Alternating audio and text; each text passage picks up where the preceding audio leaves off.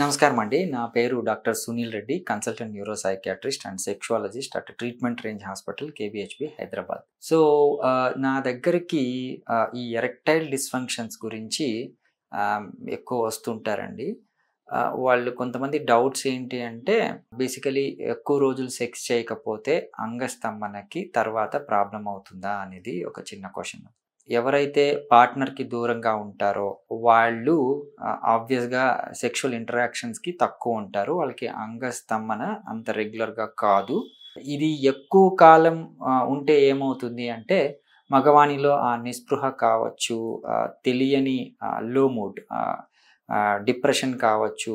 దీనివల్ల ఏంటి అంటే ఆబ్వియస్‌గా ఈ హ్యాపీ హార్మోన్స్ తగ్గి వాళ్ళలో ఎరెక్టైల్ డిస్‌ఫంక్షన్ అనే ఇబ్బంది రావచ్చు. సో, ఇది ఎందుకు చెప్తున్నానంటే కొంతమంది వైఫ్ లేకపోవడమో, లేకపోతే దూరంగా ఉండటమో, లేకపోతే రెండో మ్యారేజ్‌కి వెళ్ళే ముందు ఇలాంటివన్నీ రివైవ్ చేసుకుంటారు. అంటే నేను ఎక్కువ కాలం సెక్స్ చేయట్లేదు కదా! సో, సడెన్‌గా నాకు సెక్షువల్ యాక్ట్ పార్ట్నర్ దొరికితే నేను ఎలాగా ఇంప్రూవ్ అవ్వాలి అనే థాట్‌లో ఇబ్బంది పడుతూ ఉంటారు.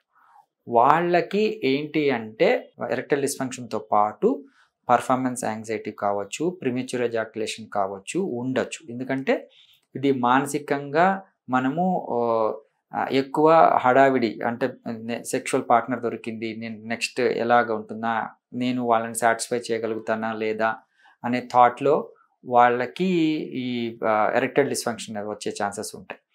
సో, వాళ్ళకి ఈజీగా రివైవ్ కావడానికి కానివ్వండి, ఏదో మెడికేషన్ పెట్టి ఆ రోజుకి ఆ రోజే ఎరెక్షన్స్‌ని తెప్పించటము, తర్వాత ఇబ్బంది పడటము, దాని మీద డిపెండెన్సీ రావటము కాకుండా, ఈ లో ఇంటెన్సిటీ షాక్ వేవ్ థెరపీ అంటాం. అంటే అంగానికి ఈ షాక్ వేవ్ థెరపీ పెట్టడం ద్వారా వాళ్ళకి అంగానికి రక్త సరఫరాని పెంచి ఎరెక్టైల్ డిస్‌ఫంక్షన్స్‌ని ఇలాంటి పర్ఫార్మెన్స్ యాంగ్జైటీ కావచ్చు, ప్రిమెచ్యూర్ ఎజాక్యులేషన్స్ కావచ్చు, ఓవర్ సెన్సిటివిటీ అంటాం. దాన్ని తగ్గించడం కావచ్చు, ఇవన్నీ జరుగుతాయి.